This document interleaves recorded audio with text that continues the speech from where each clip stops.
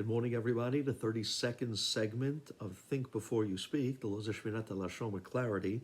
Lilun Shmat the Chafetz Chaim Zechet Tzadik Lebracha. Lilun Shmat Luz Aliza Bat Henriette and her children that passed in the fire. And as well, these halachot are dedicated for the Hatzlacha and the Yeshuot of our Bnei Chabura and for Klal Yisrael. And as well, these halachot are dedicated for the great Shmira Elyona, Yeshuot and Hatzlacha Gdola of Chaim Davidov ben Chayesara. Today's halachot titled Trustworthy. Now, what would be if you would hear Lashon Hara from someone who's really trustworthy? Matter of fact, he's so trustworthy.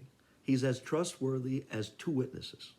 Someone very chashuv, very prominent.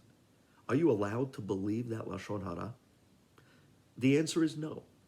Even someone, if you hear Lashon Hara from someone who's as trustworthy as two witnesses, still it is forbidden to believe the information you heard, the Lashon Hara you heard from that person.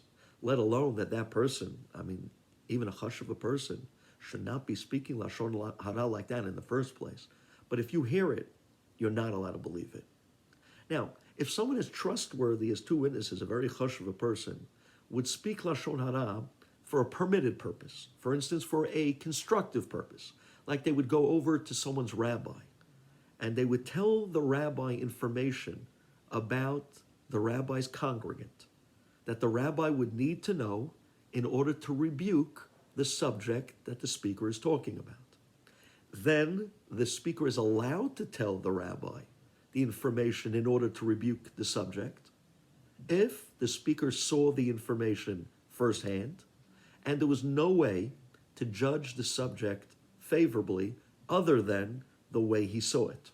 So he can go to the rabbi of the subject now and tell the rabbi, this is what I saw this and this guy do, and there was no way to judge him favorably. And I saw it with my own eyes. Then the rabbi is allowed to believe this person who's trustworthy as two witnesses, to believe the information for the constructive purpose of rebuking this person. It's very interesting that these days, it's not really common, that we don't really have amongst us or deal on a regular basis with people who are trustworthy as two witnesses. And therefore these days, any Lashon Hara information you hear, you should never, ever believe. You could be careful with the person.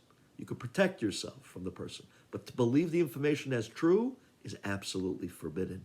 Thank you. Have a good day.